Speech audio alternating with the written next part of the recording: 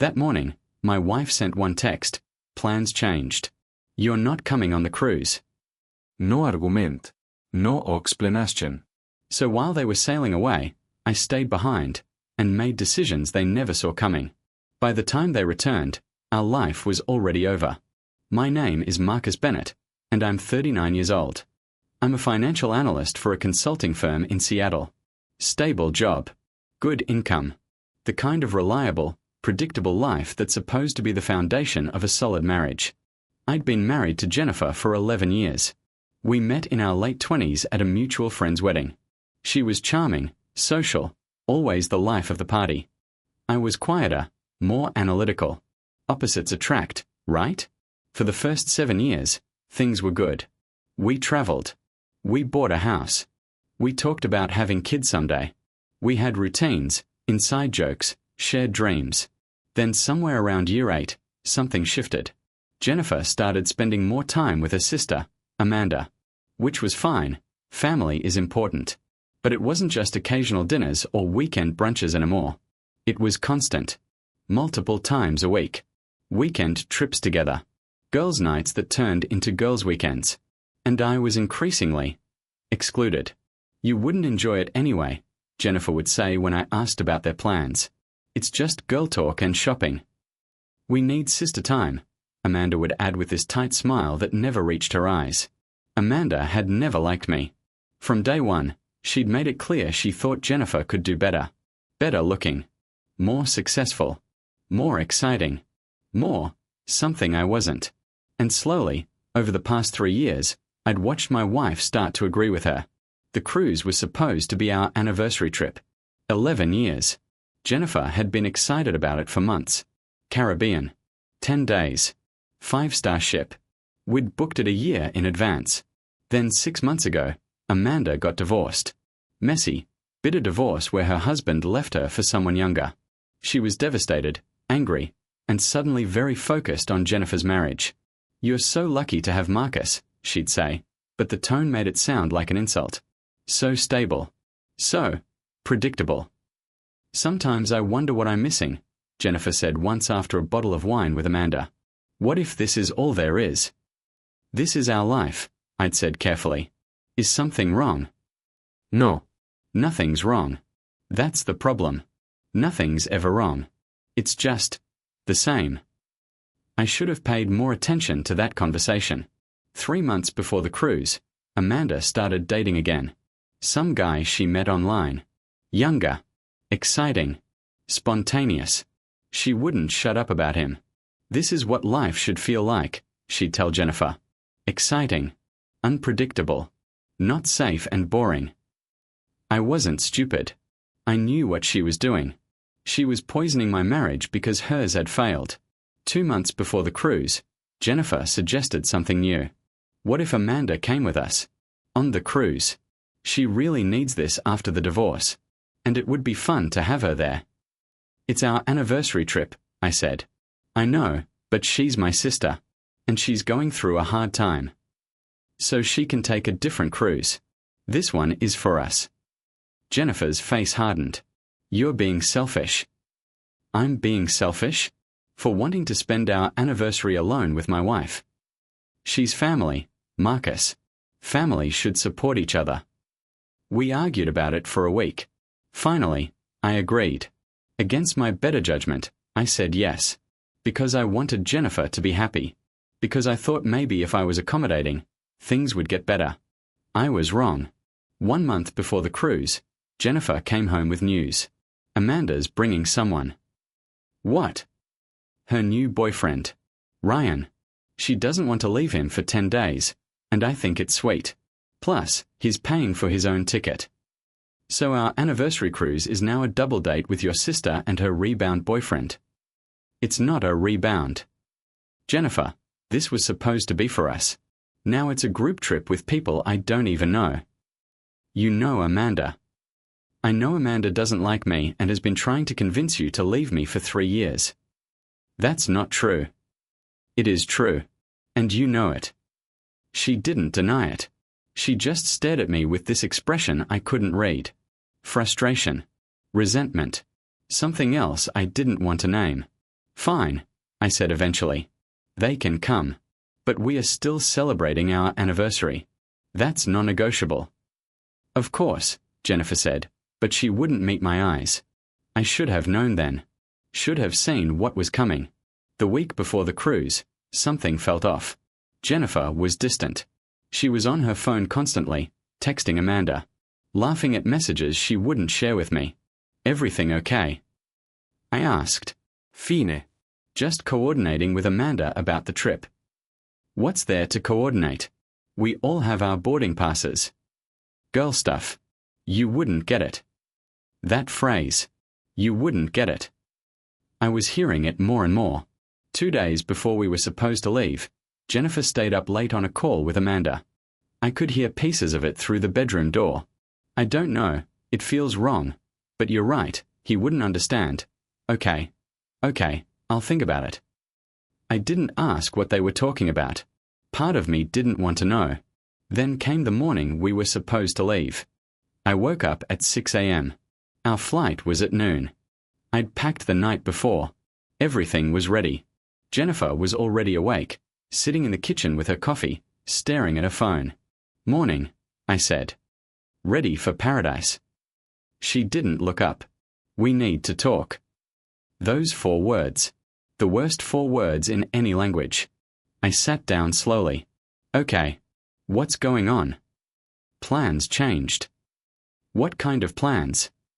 The cruise. You're not coming. I laughed. Actually laughed, because surely she was joking. What? You're not coming on the cruise. Amanda and I talked about it, and we think it's better if it's just the 3 of us. The 3 of you. You, Amanda, and Ryan. Yes. On our anniversary cruise. It's not really about the anniversary anymore. It was literally booked as an anniversary trip. Marcus, please don't make this harder than it has to be. Make what harder? You're uninviting me from a trip we planned together. A trip we both paid for. I'll pay you back for your portion. Isterde her. At this woman I'd been married to for 11 years. This woman who was calmly telling me I wasn't wanted on our own anniversary trip. Why? I asked quietly. Because Amanda thinks. I don't care what Amanda thinks. I'm asking what you think. Jennifer finally looked at me, and what I saw in her eyes made my blood run cold. Indifference. Complete, total indifference. I think we need space. I think this trip will be good for me to clear my head and figure out what I want. Figure out what you want from what? From us. From this marriage. From my life. And you couldn't have this conversation before the morning we are supposed to leave. I'm having it now. So you, Amanda, and her boyfriend are going on our anniversary cruise, and I'm just supposed to stay home. Yes. And if I refuse? If I show up at the airport anyway? Her jaw tightened. Then you'll be traveling alone, because my ticket and Amanda's tickets are on a different confirmation. We changed them yesterday. She'd planned this. With Amanda. They deliberately rearranged everything to exclude me. This is because of Amanda, I said. This is because of me. Because I need to figure out if this is the life I want. After 11 years, you're suddenly not sure. After 11 years, I'm finally brave enough to ask the question. I stood up. My hands were shaking, but not from anger. From something colder. Something clearer. Okay, I said. Okay. Go on your cruise. Take all the space you need. Figure out whatever you need to figure out. Jennifer looked almost disappointed that I wasn't fighting. You're not going to argue. What would be the point? You've already made up your mind. I just need time. No, interrupta. You've made a choice. You chose your sister and her boyfriend over your husband. You chose to exclude me from a trip we planned together. You chose to tell me the morning we are supposed to leave instead of having an honest conversation weeks ago. Marcus. Have a great cruise, Jennifer. I hope you find whatever you're looking for. I walked out of the kitchen, went to our bedroom, and closed the door. I heard her leave an hour later. The sound of her suitcase wheels on our hardwood floor. The front door closing. Her car pulling out of the driveway. And then silence. I sat there on the edge of our bed for maybe 20 minutes, just processing. Then I did something I'd never done before. I opened her laptop. She'd left it on the kitchen counter, probably in her rush to leave. It was still logged in. Her email was open. I know I shouldn't have looked. I know it was a violation of privacy. But my wife had just uninvited me from our anniversary cruise the morning we were supposed to leave. So I looked. And what I found made everything crystal clear. Emails between Jennifer and Amanda going back 6 months. Dozens of them. A complete chronicle of my marriage falling apart in real time. He's so boring. Nothing ever changes. You deserve excitement. You deserve passion. Ryan makes me feel alive. I can't remember the last time Marcus made me feel anything. Maybe the cruise is your chance to figure out what you really want. What if I don't come back to him? Then don't. Life's too short to settle. There were others. Worse ones. But the pattern was clear. Amanda had been systematically poisoning Jennifer against me for months. And Jennifer had let her. But here's what made my blood run cold. There was an email from Ryan, Amanda's boyfriend. To Jennifer. Can't wait for the cruise. Finally get you all to myself without Marcus in the way. Amanda's already planning to give us space. This is going to be perfect. Jennifer's response. I'm nervous but excited. This feels right. I read it 3 times to make sure I wasn't misunderstanding. My wife wasn't going on a cruise to find herself. She was going on a cruise to cheat on me with her sister's boyfriend. With her sister's permission. I closed the laptop carefully. Walked to the bedroom. Started packing a bag. Then I called my lawyer. David. It's Marcus Bennett. I need to file for divorce. Today. Right now. How fast can you make this happen? David had handled my parents' estate. He was good. Efficient. Marcus, what's going on? I told him everything. The cruise. The uninvite. The emails. All of it. Jesus, he said. Yeah, we can move fast on this. Washington is a no-fault state, but evidence of infidelity can affect asset division. Forward me those emails. Done. I'll draft papers today. You can serve her as soon as she's back. No, I said. I want to file now. While she's gone. Marcus, you might want to think about this. I've thought about it. She made her choice. I'm making mine. Okay. Give me 4 hours. 4 hours later, I was signing divorce papers in David's office. She's going to be blindsided when she gets back, David said. Good. She blindsided me this morning. Now we are even. But I didn't stop there. I went to the bank. Our joint accounts. I withdrew exactly half of everything and moved it to a new account in my name only. Perfectly legal. Perfectly fair. I called our credit card companies and removed myself as an authorized user on Jennifer's cards. Added fraud alerts to my own. I went home and changed all the passwords. Email. Netflix. Hulu. Bank accounts. Everything. Then I did something that felt both petty and necessary. I packed up everything of Jennifer's. Every piece of clothing. Every photo. Every item that was unambiguously hers. Boxed it all up. Neatly. Carefully. And I moved all the boxes to the garage. The house looked different without her things. Emptier. But also cleaner somehow.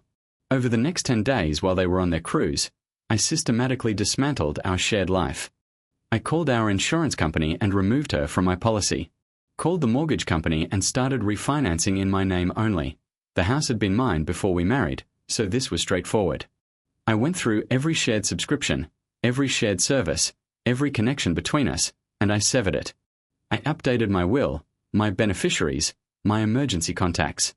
I even changed my phone number. 10 days. That's all it took to erase 11 years. Well, not erase, but to transition from we to me. My friends were shocked. You're really doing this? My buddy Carl asked when I told him, without even talking to her first. She talked to me, I said. She told me I wasn't coming on our anniversary cruise. That conversation is done. But she doesn't even know you're filing. She will soon enough. My mother was more direct. Marcus, this seems rash. Maybe she just needed space. To sleep with her sister's boyfriend? That's the space she needed. Mom went quiet. Oh. Yeah. Oh. The 10 days passed in a strange blur. I worked. I went to the gym. I cooked meals for one. I watched movies Jennifer had always hated. I rearranged the furniture. I felt nothing. No anger. No sadness. Just a strange, calm clarity. Jennifer had shown me exactly who she was, and I'd responded accordingly. On day 9, I got a text from an unknown number. Hey man, this is Ryan. Listen, I need to tell you something. I stared at the message for a long moment. Then I blocked the number without responding. Whatever he wanted to say, I didn't care. On day 10, the day they were supposed to return, I was ready. I'd moved into a hotel that morning. The house was empty of my personal belongings. Just furniture and Jennifer's box things in the garage. I'd left a note on the kitchen counter. Jennifer, divorce papers are on the table. My lawyer will be in touch. Your belongings are in the garage. I've changed the locks. You have 30 days to remove your items before they're donated. The house is mine. Check the deed. Do not contact me except through my attorney. Marcus. Clinical. Clean. Final. Then I drove to the hotel, checked in, and waited. My phone started ringing at 6:47 p.m. Jennifer. 15 calls in 10 minutes. I didn't answer. Then texts started flooding in. What the hell, Marcus? You changed the locks. This is insane. We need to talk. You can't just lock me out of my own house. Call me now. I responded with one message. All communication through my attorney. His contact info is in the divorce papers. Then I blocked her number. More calls came. From Amanda. From Jennifer's mother. From people whose numbers I didn't even recognize.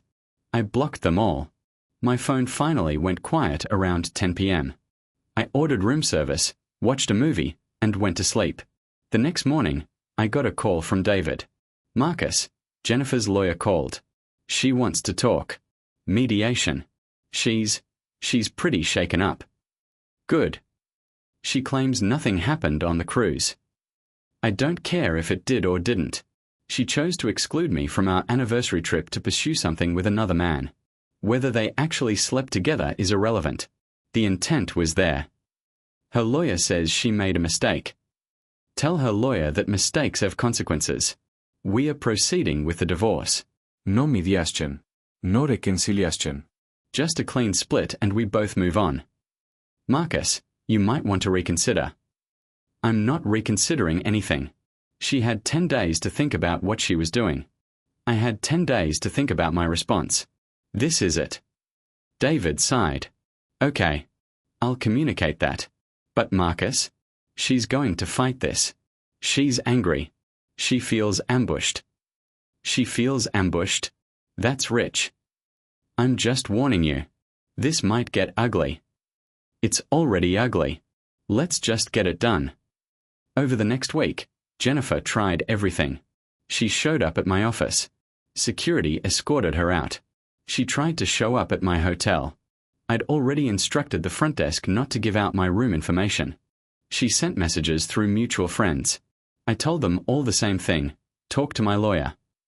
She even tried to get her mother to call my mother. My mom shut that down immediately. Jennifer made her choice. My mother told her. Marcus is making his.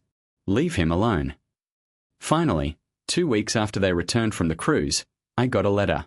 Handwritten. Forwarded through David's office. Marcus, I know you don't want to hear from me. I know I don't deserve your attention. But I need you to understand what happened. Nothing happened on the cruise. Not with Ryan. Not with anyone. Amanda and Ryan fought the entire time. He was awful. Everything I thought I wanted was a fantasy. I made a terrible mistake. The worst mistake of my life. I let Amanda poison me against you. I let her convince me that stable and reliable meant boring and unfulfilling. I was so stupid. I don't expect you to forgive me. I don't expect you to take me back. But I need you to know that I regret everything. Every word. Every choice. Every moment. I love you. I've always loved you. I just forgot for a while. Please talk to me. Please give me a chance to explain. Jennifer. I read the letter once. Then I put it in a drawer and never looked at it again. Because here's what Jennifer didn't understand. It didn't matter if she slept with Ryan or not. It didn't matter if she regretted it. It didn't matter if Amanda had influenced her. What mattered was that she'd made a choice. A conscious, deliberate choice to exclude me, humiliate me, and pursue something else. And I'd made a choice too. To move on. The divorce was finalized 4 months later. Clean split. I kept the house. We divided assets 50-50ths despite evidence of her intent to cheat because I didn't want to drag it out. I just wanted to be done. Jennifer tried to reach out one more time. At the final hearing. Marcus, can we talk? Just for 5 minutes. No. Please. I need closure. You have closure. The judge just granted it. I mean emotional closure. I need to explain. Jennifer, I don't need your explanations. I don't need your apologies. I don't need anything from you. We are done. That's the closure. She stood there looking at me like I was a stranger. And I realized something. I was. The Marcus she'd been married to, the one who would have begged for another chance, who would have gone to counseling, who would have tried to fix things, that person didn't exist anymore. She'd killed him when she sent that text. And someone new had emerged. Someone who knew his worth. Someone who wouldn't accept being treated as optional. That was 6 months ago. Now I'm living in my house, fully mine, fully paid off. I refinanced. Redecorated. Made it exactly what I wanted. I got promoted at work. Took on new clients. Traveled for projects I would have turned down before because Jennifer didn't like me being gone. I started dating again. Nothing serious yet. But I'm open to it. And I'm happy. Really, genuinely happy. Not because I got revenge on Jennifer. Not because I hurt her the way she hurt me. But because I chose myself. Last month, I ran into Amanda at a coffee shop. She saw me. I saw her see me. She looked like she wanted to say something. I walked past her without acknowledgement. Because people like Amanda, people who poison others' relationships out of bitterness about their own lives, they don't deserve my energy. My phone buzzed later that day. Unknown number. This is Amanda. I saw you today. I wanted to apologize for everything. I was wrong. I ruined your marriage and I'm sorry. I blocked the number without responding. Some apologies are too late. Some damage is permanent. And some people need to live with the consequences of their choices.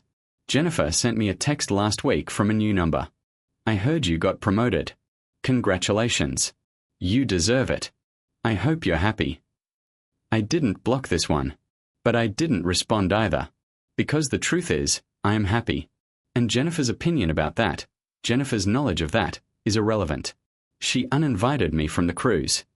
I uninvited her from my life. And by the time they returned, our marriage was already over. Not because I'm cruel. Not because I'm unforgiving. But because I finally understood something important. You don't stay with people who treat you as optional. You don't fight for people who won't fight for you. And you don't waste years trying to convince someone you're worth keeping.